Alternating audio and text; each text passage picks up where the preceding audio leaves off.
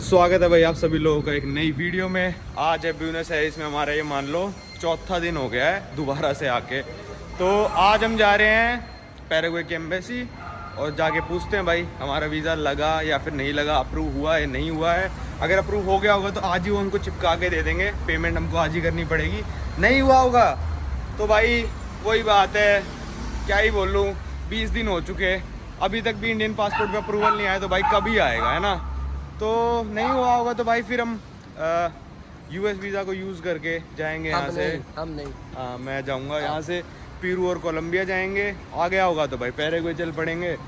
तो क्या ही कर सकते हैं भाई, अब ये सब तो चलता ही रहता है, वॉकिंग डिस्टेंस है। चलो चलते हैं पैराग्वे की एम्बेसी और पूछते हैं। लो भाई पासपोर्ट दे दिया वापस, लिख दिया अभी भी पैराग्वे फॉरेन मिनिस्ट्री में अप्रूवल के लिए। अरे भाई कौन सा अप्रूवल चल रहा है जो 20 दिन में भी अप्रूव नहीं कर पा रहे।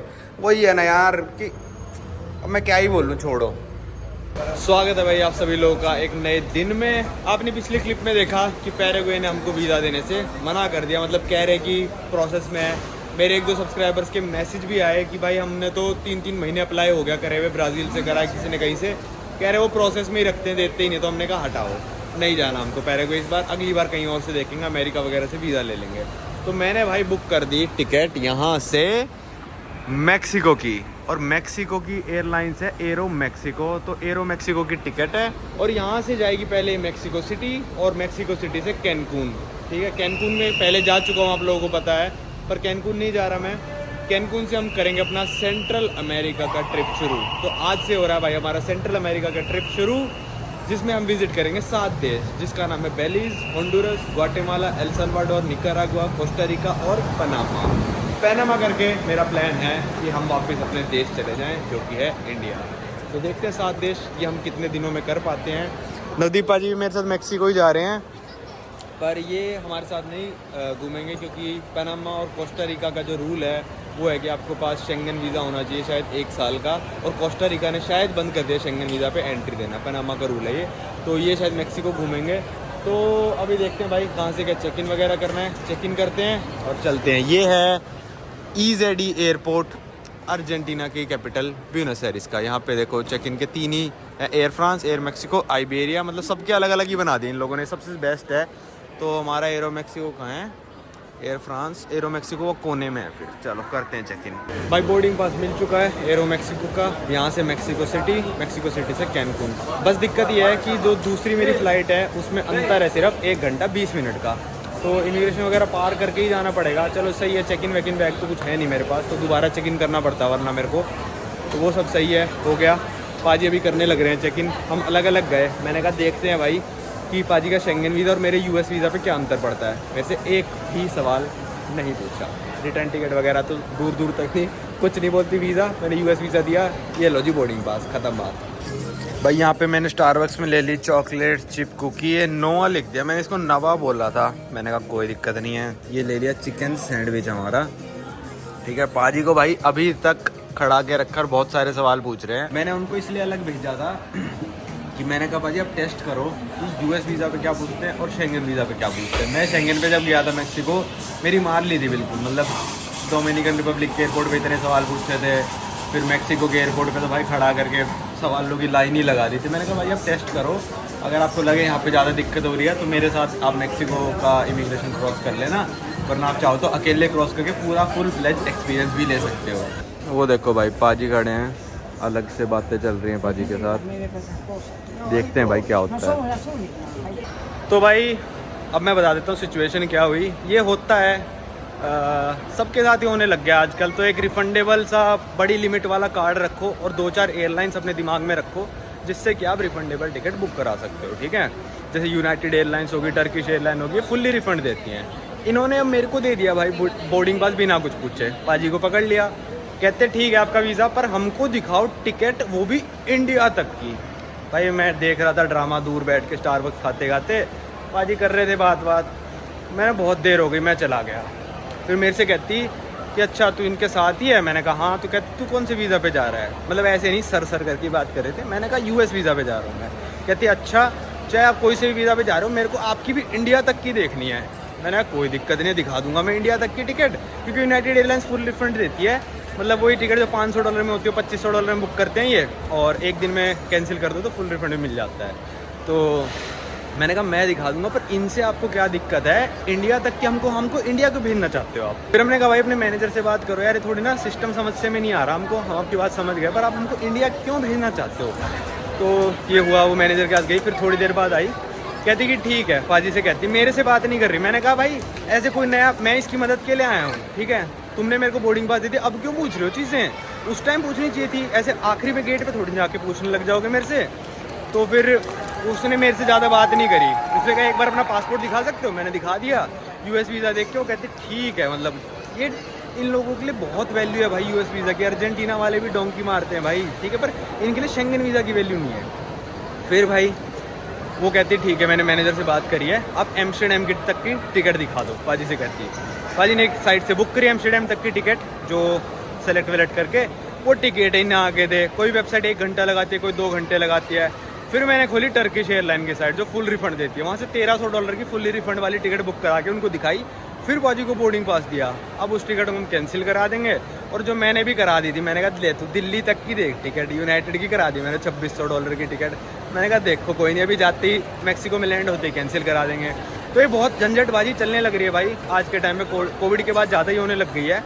तो 1-2 एयरलाइन अपने दिमाग में रखो, जैसे एयर फ्रांस, कतर, और आपकी हो गई टर्किश, और हो गई भाई यूनाइटेड एयरलाइंस, डेल्टा, यूएस की सारी एयरलाइंस वो फुल्ली रिफंड देती हैं। और सबसे बेस्ट इसमें जो रिफंड आता है ना वो यूनाइटेड एयरलाइंस का आता है। तो मेरे से तो भाई कोई पूछेगा ना, मैं अगर दुबई चला जाऊँगा और कहेगा रिटर्न टिकट दिखाओ, मैं तो दुबई से न्यूयॉर्क और न्यूयॉर्क से इंडिया की टिकट दिखाया करूँगा। भाई यही है मेरी रिटर्न टिकट जो है, तुरंत रिफंड कर देते हैं यूनाइटेड एयरलाइंस वाले, कोई एक सवाल तक नहीं पूछते। चलो अभी इमिग्रेशन आ गया, बाद में बात करते हैं। चलो भाई सारे झंझट के बाद हो चुकी है बोर्डिंग स्टार्ट। मैक्सिको ही लिखा है, मैक्सिको सिटी जा रही है, इनको मैक्सिको सिटी लिखना चाहिए पर इन्होंने सीधा ही मैक्सिको लिख दिया।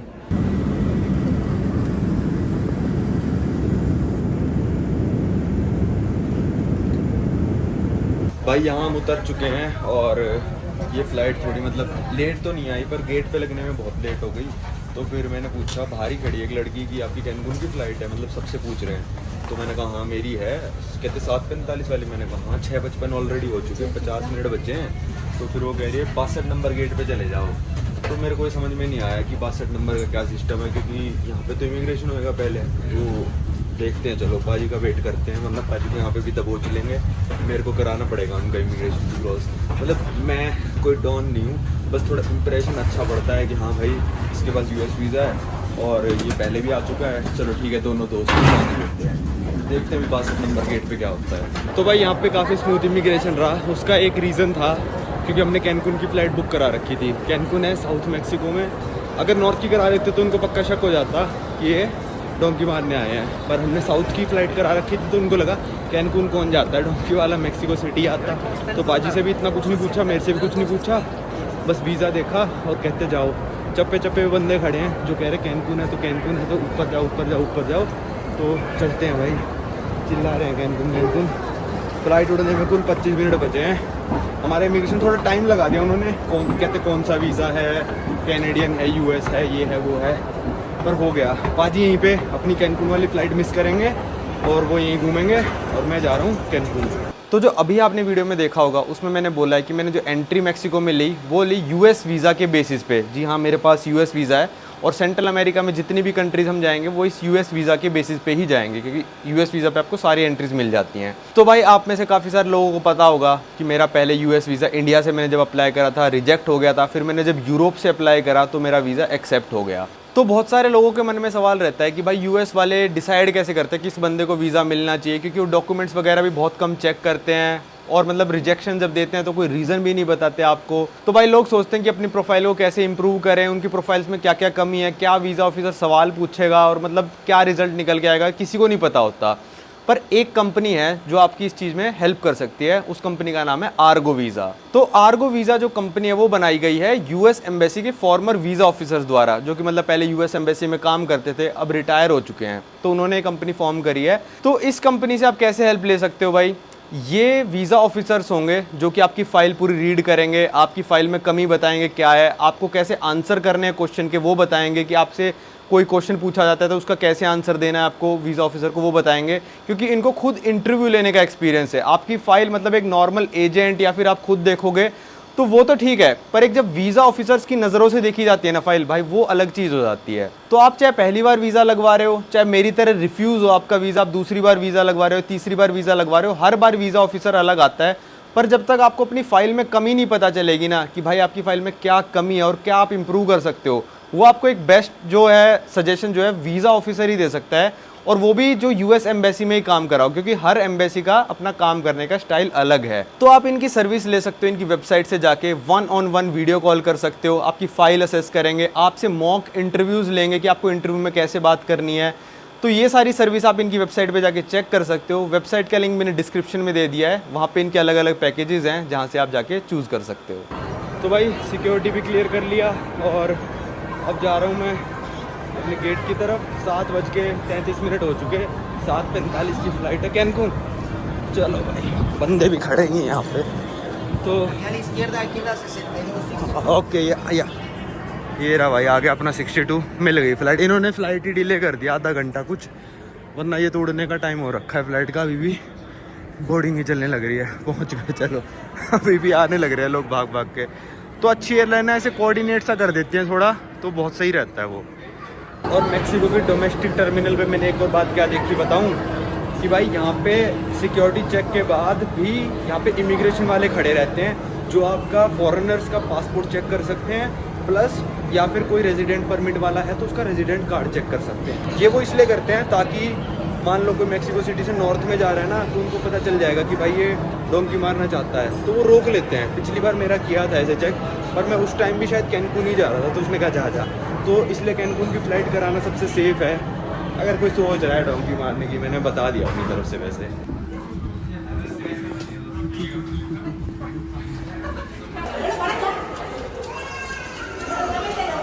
ये पहुंच गया भाई मैं कैनकुन के एयरपोर्ट। संटी भाई की फ़्लाइट हो चुकी है 40 मिनट डिले। अब मैं कहीं बैठता हूँ और फिर सोचता हूँ क्या करना है, क्या मेरे को होटल जाना चाहिए या फिर संटी भाई का वेट करना चाहिए। होपफुली मैं संटी भाई का वेट ही करूँगा, क्योंकि 40 मिनट डिले हुआ है, कोई ज़्यादा बड़ी बात नहीं, अपना काम कर लूँगा मैं। यहाँ पे बैठ के 3 दिन से वीडियो नहीं आ पाई है ट्रैवलिंग के चक्कर में, तो पहले टॉयलेट यूज़ करते हैं, फिर काम करते बैठ के संटी भाई को लेके ही चलेंगे। क्या 40 मिनट में छोड़ना किसी को। भाई अंदर बहुत ज़्यादा ठंड कर दी थी इन लोगों ने, एयरपोर्ट वालों ने, तो यहाँ पे आ गया मैं। और ये एयरपोर्ट पहले दिखा चुका मैं। यहाँ पे बाहर ही इन्होंने बार बना रखा है, यहीं पे नशा करना शुरू कर दो। ये कैनकुन पार्टी सिटी है, पूरे मैक्सिको की सबसे बड़ी पार्टी सिटी है कैनकुन।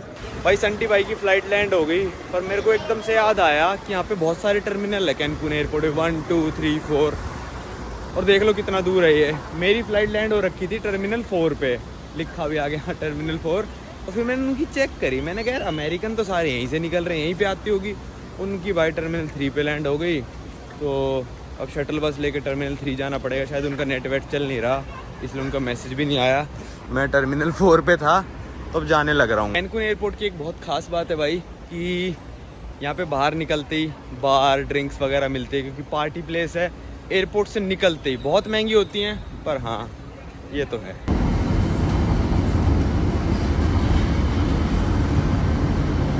तो भाई संटी भाई अपने आ चुके हैं। भाई ये आगे टर्मिनल 3 पे। भाई टर्मिनल भी बताना होता है, ये नहीं कि उठा के आ जाओ बस। और आप चौधरी हो रहे थे, आप मेरे को ये तो बोलते कि कौन से टर्मिनल पे खड़े हो। भाई आपको बुकिंग मेरे वाले टर्मिनल की करानी चाहिए थी। मेरे को तो लगा यहाँ पार्टी कर रहे होंगे आप बाहर। भाई ये देख लो टर्मिनल 3 पे आ गए। यहाँ पे भी एक बार खोल रखा है पूरे का पूरा, सब गोरे यहीं आके बैठे हैं, कह रहे यहीं से दारू पी के जाएंगे हम। तो भाई यहाँ पे ना थोड़े टर्मिनल बड़े कंफ्यूजिंग है कि आप एक बार कहीं से एग्जिट कर गए तो वापस एंट्री नहीं होती, ये नहीं होता, वो नहीं होता, पूछ के जाना पड़ता है फिर। तो एक बंदा कह रहा मैं आपको बस की टिकट बेचूंगा। मैंने कहा अच्छा कितने की? मेरे को लगा इसी बस की, एडो बस कंपनी है, मैक्सिको की सबसे बड़ी बस कंपनी है ये। कहता कि मैंने कहा कितने की? कहता $12। मैंने कहा भाई $6 तो वो ऑफिशियल बेच रहे हो, डबल में बेचने लग रहा है। तो मैंने कहा नहीं। फिर संटी भाई ने रिक्वेस्ट करी पुलिस वालों से कि भाई हमको जाने दो, हम गलती से एग्जिट कर गए। तो कहते जाओ जाओ कोई नहीं। फिर हमने खरीद ली बस की टिकट 130 पैसों। तो मैं पहले आया था ना, कितने साल पहले आया था मैं, याद नहीं आ रहा, शायद एक ही साल, पिछले साल ही आया था। तो तब टिकट थी 105 पैसों, अब हो गई 130। ऐसा नहीं है कि इनकी करेंसी गिर गई, करेंसी इनकी स्ट्रांग होगी उल्टा, और यहाँ पे प्राइसेस भी बढ़ गए। आप देख सकते हो जितने भी लोग हैं ना यहाँ पे 95% लोग अमेरिकन्स हैं। तो इनकी वजह से प्राइस इतना बढ़ गया, 1 साल में 25 पैसों प्राइस बढ़ा दिया, और जबकि इनकी करेंसी भी स्ट्रांग हो गई। तो इतना चल रहा है यहाँ पे टूरिज्म, आप देख सकते हो। स्वागत है भाई आप सभी लोगों का एक नए दिन में कैनकून से, मैक्सिको से। तो कल मैं यार ब्यूनस एयर्स से आ गया था, पहले मैक्सिको सिटी फिर कैनकून, बहुत थका हुआ था। ऐसे ही मतलब थोड़ी थोड़ी क्लिप्स में मैंने वीडियो बनाई, वो मैं डाल देता हूँ, देख लो आप कैसे आया था। कैनकून में पहले घूम चुका, 5-6 दिन रुक के गया था, चिचेन इट्जा वगैरह घूमा था। पर मैं कैनकून आया हूँ इस बार जाने के लिए सेंट्रल अमेरिका, जो कि 7 देश होते हैं सेंट्रल अमेरिका में। तो आज हम अपने पहले देश की तरफ बढ़ना शुरू करते हैं। यहाँ से पहला देश है लगभग 400 किलोमीटर दूर, जिसका नाम है बेलीज़। अब बेलीज़ आप कहोगे भाई फ्लाइट लेके चला जाता, भाई बेलीज़ इतना फेमस देश नहीं है, इतना टूरिस्टी भी नहीं है, तो ज़्यादातर फ़्लाइट्स वहाँ पे चलती नहीं, और जो भी चलती हैं वो बहुत ही महंगी चलती हैं, अलग अलग टाइम में, पता नहीं क्या है। तो बेस्ट है कैनकून आ जाओ, और कैनकून से फिर बस लेके चले जाओ। बस यहाँ से डायरेक्ट नहीं मिलेगी, बस हमको आखिरी टाउन जो मैक्सिको की सबसे बड़ी है वहाँ की लेनी पड़ेगी, जिसका नाम है बाकालार। अब बाकालार की बस मिलेगी हमको बस स्टैंड से।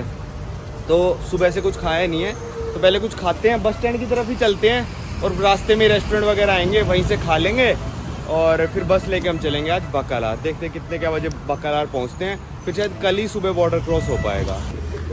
तो भाई ये कैनकून का शहर, ये मान लो आप बहुत ही ज़्यादा टूरिस्टी हो चुका। 1971 में बना था बस ये शहर, ये सब मैं जब पहले आया था सब बताया था मैंने। इतना टूरिस्टी हो चुका, बहुत ही ज़्यादा महंगा, सब कुछ ओवर प्राइस, सब कुछ लोग US डॉलर में लिखने लग गए यहाँ पे, क्योंकि ज़्यादातर लोग टूरिस्ट USA से आ रहे हैं। तो चलते हैं, वैसे शहर अच्छा है नाइट लाइफ के लिए, पर मैं 2 बार आया और नाइट लाइफ दोनों बार नहीं गया, क्या पता कभी तीसरी बार आना हो तो जाएंगे। कल बहुत थके हुए थे हम, तो मैंने कहा नहीं यार सो ही जाते हैं, क्योंकि घूमना तो है नहीं, अब अगले दिन भी थके हुए उठेंगे, अगर नाइट लाइफ देखने जाएंगे तो हम सो ही गए थे। भाई यहाँ पे रोड पे ऐसे रेस्टोरेंट मिल जाते हैं जो मतलब टाकोस वगैरह बेचते हैं, सब कुछ ही बेचते हैं। हमने टाको वगैरह मंगा लिए। संडी भाई को इस बार मैं इस ट्रिप पे भाई कोई परेशानी नहीं करूँगा, जैसे आप लोग कह रहे थे कि भाई संडी भाई को लोकल खाना है तो खाने दो, मैंने कहा बिल्कुल लोकल खाएंगे। तो यहाँ पे क्या हुआ ना, वो कह रहा पानी लेके आऊँ, मैंने कहा हाँ ले आ। तो फिर वो कहता गैस में हो गैस ये वो, तो मैंने ना अर्जेंटीना में सीखा था सिन गैस कॉन गैस, बोतलों में पढ़ता था मैं। सिन गैस का मतलब होता है सोडा वाला पानी, और कॉन गैस का मतलब बिना सोडे वाला नॉर्मल पानी। तो मैंने अपनी स्पेनिश टेस्ट करी, बोला सिन गैस ले आ, फिर मैंने गूगल पे पढ़ा इसका मतलब तो होता है सोडे वाला। तो संडी भाई कहते हैं मेरे को सोडे वाला ही पीना था, तो मैंने कहा एक कॉन गैस लिया। तो ज़्यादा मतलब स्पेनिश बोलने के चक्कर में नुकसान भी हो सकता है। तो हमने मंगाया एक टाकोस और क्या कसीडास, केसडिया। ये आप वहाँ खाते थे ना, वो कौन सा रेस्टोरेंट है अमेरिका में, स्पेनिश ही रेस्टोरेंट है, वही बनाते हैं, जिसका पर्पल कलर में सिंबल है, टाको बेल। टाको बेल, हाँ वो खाते हैं। हाँ तो चलो खाते हैं यहाँ पे। भाई ये आ गए अपने टाकोस, ये आ गए कसीडास, मतलब टाको जैसे ही होते हैं, कसीडा बस इसमें चीज़ होता है, संडी भाई ने बताया। अब सॉस मंगाई है हैबेनारो करके, वो लेके आएगा, वो कह रहा है स्पाइसी सॉस है। संडी भाई को चाहिए था कि ना इसके अंदर सारी सब्जियाँ डालें, पर ये बोले होती नहीं भाई हमारे पास, हम बनाते नहीं है, तो हम ऐसे ही दे देंगे आपको, आप खुद ही डाल लेना। हमने कहा ठीक है, लो जी भाई हमने खुद ही डाल ली, प्याज डाल दिए, ऐसे ही डालने थे ना। हाँ हाँ सही डाल रहे हो। अब इसमें ये थोड़ी थोड़ी सी ऐसे करके सॉस, नहीं मत डालो, मेरे वाले मत डालो, मैं स्पाइसी वाली खाऊंगा बस। ठीक है भाई ये पहुंच गए हम बस स्टॉप, और 8 मिनट बाद बस है, टिकट भी खरीदनी है, देखते हैं भाई ले पाते हैं या फिर नहीं, वरना 1 घंटे बाद आएगी। यही मिल जाए तो सही है, वेट ना करना पड़े। तो भाई यहाँ से बस की टिकट ले ली हमने, 1276 मैक्सिकन पैसों की 2 जनों की टिकट मिली है। यहाँ से लगभग 350 किलोमीटर दूर बाकालार है। एक जने की टिकट आप मोटा मोटा मान के चलो कि $40 के करीब पड़ी है, तो बहुत ही ज़्यादा महंगा हो चुका भाई मैक्सिको, पता नहीं क्यों। और यहाँ पे बसें तो है ही बहुत ज़्यादा महंगी, तो $40 के करीब की टिकट है सिर्फ 350 किलोमीटर की, सोचो भाई बहुत महंगा है। चलो भाई चलते हैं बाकालार, अपनी पहली बस जर्नी पे इस सेंट्रल अमेरिका की। ये हमको लेके जाएगी कुछ 300-350 किलोमीटर।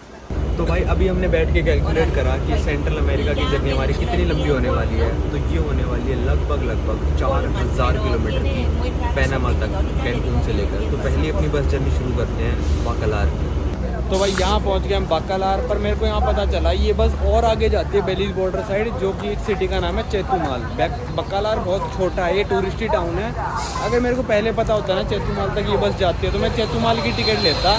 फिर कल भी वैसे भी वहाँ जाना ही पड़ेगा, मतलब चेतुमाल ही जाना पड़ेगा, वो रास्ते में ही पड़ता है। तो अब चलते हैं यहाँ से हॉस्टल। यहाँ बड़ा ही महंगा हॉस्टल बुक हुआ है भाई, क्योंकि टूरिस्टी टाउन है, बहुत कम हॉस्टल्स हैं, बहुत कम जने, बहुत ज़्यादा जने आते हैं, तो हॉस्टल भी बहुत महंगे हैं। $50 में 2 दिन का, और कैनकून में हमारा हुआ था सिर्फ $34 का 2 दिन का, 1 दिन का 2 बंदों का।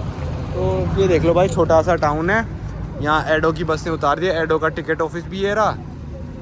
चलो कल जाएंगे बेलीज। तो चले भाई संटी भाई, यहाँ तो मौसम सही है, यहाँ पे मौसम सही लग रहा है। सही है ना, शाम हो गई ना। हाँ चलो चलते हैं सिटी सेंटर की तरफ, जहाँ पे हमारा हॉस्टल है।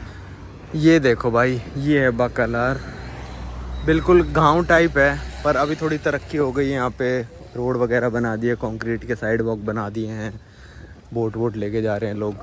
पहले यहाँ पे कुछ भी नहीं होता होगा, अभी थोड़े सालों से टूरिस्ट वगैरह जब कैनकून आने लगे, फिर थोड़े उसके साल बाद बाकालार वगैरह आने लगे, यहाँ पे लेक वगैरह है, कायाकिंग वगैरह करने आने लगे, तो इन लोगों के पास पैसा ज़्यादा आने लगा, तो इन्होंने इन्वेस्ट करना यहाँ पे शुरू कर दिया।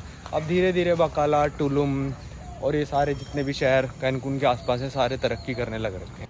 भाई ये था अपना हॉस्टल, बिल्कुल बेसिक हॉस्टल है, मतलब ऐसा लग रहा है जैसे अभी अभी नया ही खोला हो। यहाँ पे, और यहाँ पे पूरा इन्होंने जीसस क्राइस्ट, ये पूरा एक तरह से चर्च सा ही बना रखा है छोटा।